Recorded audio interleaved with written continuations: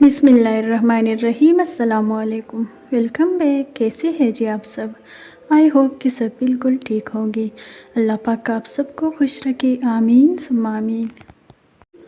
आज मैं अपनी रूम की क्लीनिंग करती हूँ, तो इसके लिए सबसे पहले मैंने नीचे जो कैबिनेट्स थे उनको मैंने अच्छी तरह रीअरेंज किया है। नीचे वाली कैबिनेट्स में बच्चों के कपड़े पड़े रहते हैं, तो स्वेटर वगैरह, तो वो सब इधर उधर बिखरी हुई थी, तो उन सबको मैंने तेल लगा के फिर से अच्छी तरह सेट करके रख दिया है। तो इसके बाद मैं अपनी जो शूज़ कलेक्शन है इस वाली जगह को भी अच्छी तरह रीअरेंज करूँगी, और जो भी जूती इधर उधर पड़ी हुई थी तो उन सबको मैंने डब्बों में रख के वापस रख दिया है अच्छे से। और ऊपर वाली दराज में मैं जो है ना बच्चों की कैप्स वगैरह और सॉक्स वगैरह मैं रखती हूँ।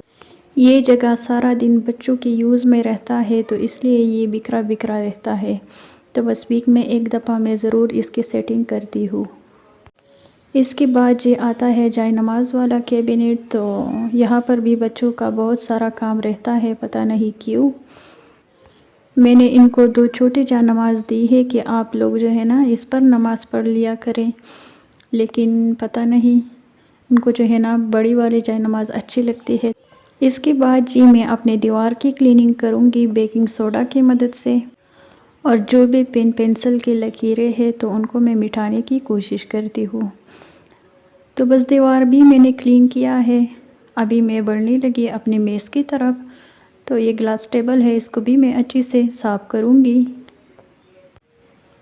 वैसे तो मैं हर रोज़ इसकी सफाई कर लेती हूँ, लेकिन बच्चों का यूज़ में रहता है कमरा भी और किचन भी, तो इसलिए ये साफ़ नहीं होते हैं।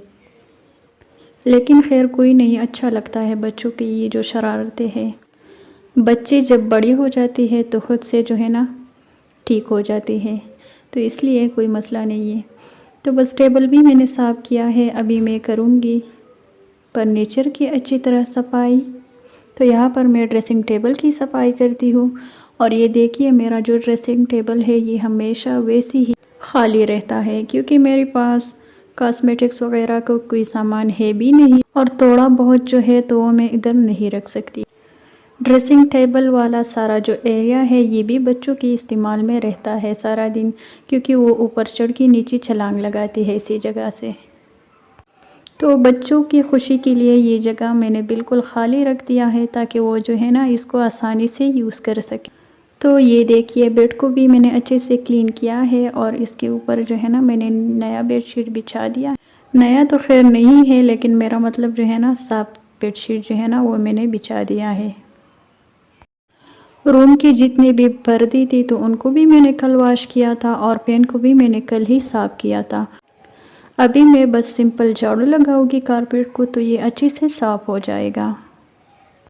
झाड़ू तो मैं हर सुबह लगाती हूँ कारपेट को, लेकिन ये जो क्लीनिंग वगैरह है तो मतलब फर्नीचर साफ़ करना, कैबिनेट्स को रीअरेंज करना, तो इनको जो है ना मैं वीक में एक दफ़ा ही कर लेती हूँ। तो बस ये हो गया मेरा रूम क्लीनिंग। फर्नीचर को मैंने अच्छी तरह से लिशका दिया है, और ये देखिए मैंने जो है ना न्यू कुकिंग रेंज लिया है अपने लिए, क्योंकि मेरा जो चूल्हा था वो ख़राब हुआ था। तो बस मैंने अपनी किचन की जो सेटिंग है वो थोड़ा सा चेंज की है अभी, और ये जगह मुझे बस बेहतर लगा, तो मैंने कुकिंग रेंज को जो है ना इसी जगह पे रख दिया है। और अभी ये है लंच का टाइम, तो लंच के लिए आज मैं बना रही हूँ लोबिया वाले चावल। तो लोबिया वाली चावल मैं सिंपल बस लहसुन में ही बनाती हूँ, लेकिन आज मैं थक गई थी, तो शायद इसीलिए मैं जो है ना लहसुन डालना भूल गई थी।